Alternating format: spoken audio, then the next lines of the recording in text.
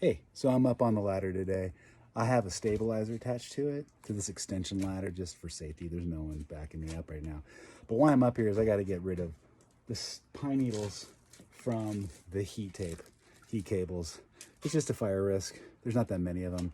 I would have done it before, but it was still super windy and it didn't make any sense. All the needles are now on the ground, so this is a fine time to do this. I prefer to do this with a blower, lawn blower. Really effective with the pine needles. But anyway, I can't do that now because there's some ice and they're all wet. So this won't take long, but it will take a little bit of time. You should do this too. So you don't need to remove every needle, but you want to make sure that there isn't unnecessary fire risk. Hey, so I'm here on the roof in the back. I have finished that part, removing the pine needles from the heat cable, and I just have a little bit further to go.